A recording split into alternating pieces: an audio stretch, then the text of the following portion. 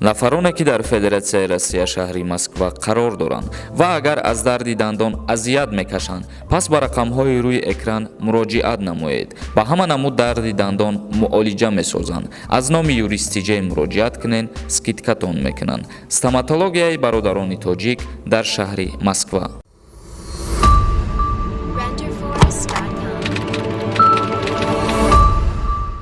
ассалому алайкум ба ҳама тамошобинони барномаҳои Сорбон Сафаров. Видеои имрӯзаи мо ахборотҳои нав ва баъдан саволҳое ки равон кардагем ба саволҳотон ҷавоб мегардонем. Аз ҳамин сабаб то охири навор бо диққат тамошо кунед. Ахбороти аввалини мо оиди чиптаҳои Қазоқистон, яъне ки мо якчанд рӯз пеш як ахборот пешниҳоди шумо гардонидем ва гуфтем ки ҷумҳурии Тоҷикистон бо Қазоқистон парвозҳои худша шурӯъ мегардонад ва дар инҷа як саволе ба миён омад ки нархи чипта чанд сомона дар бар мегирад. Мутаассифона нархи чипта камтар гаронтар аст, яъне қиматае аз ҷумҳурии Тоҷикистон аз шаҳри Душанбе ба Қазоқистон нархи билет дар бар мегирад 5700 сомониро. Аввалин парвозҳо кай муқаррар шудагӣ ҳастанд ва аз куҷо ба куҷо парвоз мекунанд, ҳозир мо ишам ба шумо мефаҳмонем. Икром Субҳонзода, роҳбари агентии авиатсияи ҷумҳурии Тоҷикистон, қайд кард ки рӯзи 14 март ширкати ҳавопаймоии Қазоқистон Air Astana дар хатсайри Душанбе Алмато парвоз анҷом медиҳад. ҳамзамон 17 март ширкати ҳавопаймоии Тоҷикистон, яъне ки Somon Air, дар масири Душанбе Алмато ба парвозҳои мунтазами ҳавоӣ шурӯъ мекунанд. Салом дӯстон, сарпарасти шабакаи мо ширкати дорувори Даво мебошад. Ширкати Даво ба шумо доруҳои бо сифати баланд аз давлатҳои арабӣ ва Туркия пешниҳод месозад. Миноксидил барои баровардани риш ва мӯи сар мебошад. Самюнван бошад барои иштиҳо омадан ва барои вазн гирифтан мебошад. Эпимедиум Неопаста барои зиёд кардани қувваи мардинагӣ ва дигар доруҳои гиёҳӣ шумо метавонед аз ширкати дорувории Даво дарёфт созед. Дастафка ба ҳама шаҳрҳои Федератсияи Россия карда мешавад. Рақамҳо дар рӯи экран. Суроғаи ширкати Даво дар шаҳри Москва, кӯчаи Складочная, дом 1, строения 18, падези 8 ва ошёнаи 4 бо ширкати дорувории Даво бошед. ва ногуфта намонад ки ҷумҳурии Тоҷикистон айни ҳол парвозҳои худша бо Қазоқистон, Туркия, Аморати Муттаҳидаи Араб, Узбекистон ва Афғонистон барқарор кардагӣ ҳастанд. Дар ин маврид чандин саволҳои дигарам пешниҳод шудагӣ ҳастанд ки киҳо рафта метавонанд ба Қазоқистон. Бародарони азиз, чӣ хеле ки пештар ҳама метавонист озодона ворид шава, айни ҳол метавонад, лекин танҳо бо воситаи ҳуҷҷати тиббӣ. Шаҳрвандои дохилии кишвар метавонанд ки ба якдигараш ворид шаванд ба ҳамин давлатҳое ки мо номбар кардем, ҷумҳурии Тоҷикистон ва Қазоқистон.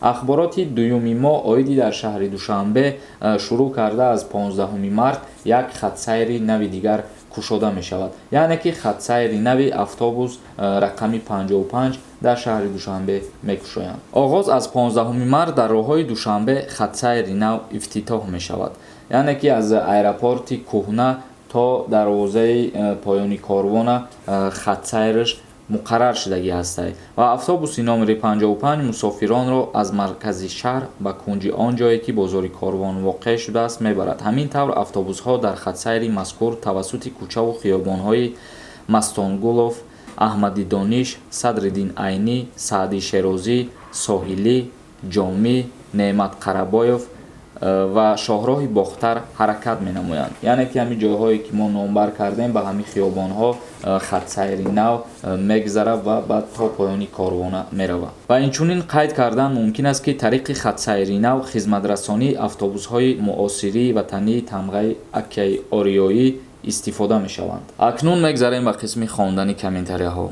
Зоиров нависад: бо ҳамин налогаш намерасид. Дар ютубам налог монбандан, дига ма гап надорум, магарам блогерира бас кунам.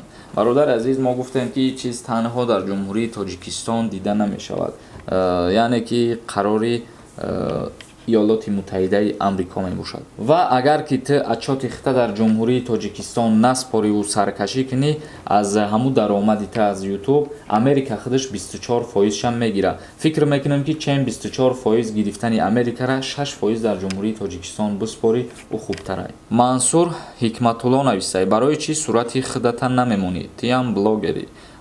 Ба фикрам соз нигоҳ накардай бародар, агани мондагиай. Саша нависай, хитам андоз меспорӣ? Бале, меспорам. Таҷ интерес нависай. Салом бародар, дар бораи хизмат видео кунед. Қонуни нав. Гап нест бародар, видеои ояндара дар ҳамин мавзӯъ мекунем, интизор бошед. Шаҳром Шарипов нависай, дига кор надоранд, дар ҳамин интернетам пул мегиранд, монанд мардум кор кунанд. Хай бародар, ин чиз дар ҳама ҷо дида мешавад ки аз ҳар чизе ки фоида ба даст меорӣ бояд налоги ӯра пардохт кунӣ. Ҷаҳон Тиҷай нависай, иқа налог кадесай, хидат налог меспорӣ? Инами тира налог банда нағз мешава. Видео мекунӣ 3 минутай, 2 минуташ рекламай. кӯшиш мекунем ки 3 минут рекламаш кунам бародар. Гулмаҳмад нависай, ҳамин ҳофизорам налог мекарданд, камтар хичона реклама мекарданд. ҳофизо фикр мекунем ки аз аму вақти пеш налог меспориданд, чунки аз чандин тавош маълумот дорем андоз меспоранд.